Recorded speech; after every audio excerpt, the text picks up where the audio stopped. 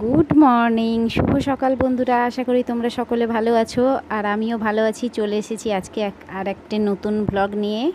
তো চৈতালিস লাইফস্টাইল চ্যানেলে তোমাদের সবাইকে স্বাগত জানিয়ে আমি আমার এই নতুন ব্লগটি শুরু করছি।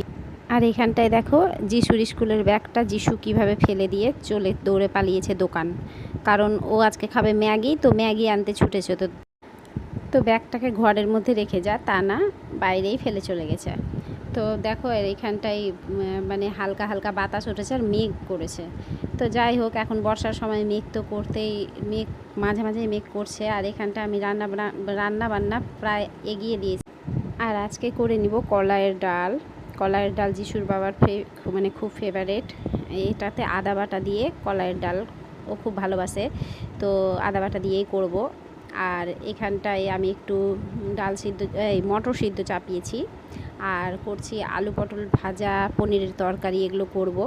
তো তার মধ্যে পুজোটাও তো করতে হবে, তো ভাবছি যে কখন করব। তো আমার ফুল ছিল না আজকে পূজা করার জন্য, তো আমি পাশের বাড়ির এক পিসিকে, মানে এই হচ্ছে আমার শ্যামলী পিসি, তো শ্যামলী পিসিকে ডেকে নিচ্ছি যে একটু ফুল দাও। তো ওদের বাড়িতে গাছ আছে ফুলের অনেক রকম, মানে টগর ফুলের গাছ আছে কটা যেন আছে, বাড়ির ভিতরেও আছে বাইরেও আছে। তো আমাকে একটু ফুল দিয়ে গেল। আর শ্যামলী পিসির মুখে শুনলাম যে শ্যামলী পিসির কাছে নাকি জবা ফুলও আছে। তো বললাম যে আর একটু একটা হলেও জবা ফুলও দিয়ে যাও। তো তখন আবার জবা ফুলও দিতে এসেছিলো। তো জবা ফুল নিবার জন্য আমি ওখানটা দাঁড়িয়েছিলাম। তো তার মধ্যেই আমি এই গাছগুলো দেখাচ্ছি, কারণ গাছগুলোর মধ্যে বসে আছে কী যেন কোকিল পাখি। কোকিল পাখির ডাক শুনছিলাম ওখানে দাঁড়িয়ে দাঁড়িয়ে। আর এদিকে রান্নাবান্নাটা তো চলছিল, গ্যাসের পাম্পটা কমিয়ে দিয়ে আমি গিয়েছি ফুলটা আনতে। তো শ্যামল পিসি দিয়ে যাচ্ছিলো, এই যে আমাকে জবা ফুলটা দিয়ে গেল। দিয়ে একটু একটা গল্প কথা বললাম, হাসাহাসি করলাম। ও শ্যামলী পিসি বাড়ি চলে গেল, আর আমিও ছাদে ফুলগুলো রাখতে আসলাম ঠাকুর ঘরে। তো এখানটা দেখো কাপড়গুলোও মেলা আছে। আর আজকে আকাশের অবস্থা দেখো, আকাশটা দেখতে এত সুন্দর লাগছে, মনে হচ্ছে যে বলে না পেঁজা তুলোর মতো মেঘ জমেছে, তো সেই রকমই হয়েছে, পেঁজা তুলোর মতো মেঘ জমেছে। মনে হচ্ছে যে সেই আকাশটা দেখেই মনে হচ্ছে যে দুর্গাপূজা চলে এসেছে। তো দেখতে সেই লাগছে। আর যিশু তো সেটাই বলল আমাকে যে দেখো দুর্গাপূজার মতো মেঘটা জমেছে, মনে হচ্ছে যে দুর্গাপূজা চলে এসেছে, খুব তাড়াতাড়ি দুর্গাপূজা, মানে দুর্গাপূজার সময়টা চলে এসেছে। দেখো সেই অসাধারণ লাগছে দেখতে। তা আমি সেইখানটায় বাসনগুলো তুলছিলাম, আর ভাবলাম যে মেঘটা একটু দেখায়, আর মেঘের মধ্যে সূর্যটাও একদম মাঝখানে, সেই অসাধারণ দৃশ্য, খুব সুন্দর লাগছিল আমার দেখতে। আর এই হচ্ছে আমাদের বাড়ির পেছন সাইডে আছে বাগান, আর বাগান থেকে আমাদের বাড়িতে খুব সুন্দর একটা বাতাস আসে। বাতাসটাও মানে বাগানের সাইডে বাড়ি বলে না, সেই বাতাসটার জন্য বাড়িটা একটু হলেও ঠান্ডা থাকে, মানে ভালো লাগে।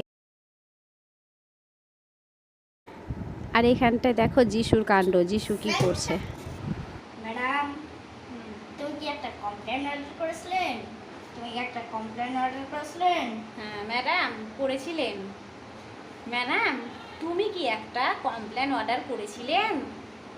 ভাষা কত রকমের, একটা ম্যাডামকে 3 রকম 4 রকম ভাষা, একবার তুমি, একবার করেছিলেন।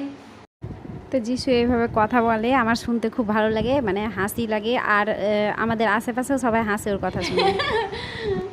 অর্ডার করেছিলেন? হ্যাঁ, কমপ্লেন অর্ডার করেছিলেন, দিতে এসেছিলেন। হ্যাঁ। কই দেখি। টাকা লাগবে না, তুমি অর্ডারের টাকাটা লিখে দিয়েছেন, এখানে অ্যাড্রেসটা লিখে দেন। অ্যাড্রেসটা কোথায়? এই যে এখানে। কই খুলুন তো, ওটা কি আছে দেখি। ইট আছে না কমপ্লেন আছে? কমপ্লেন।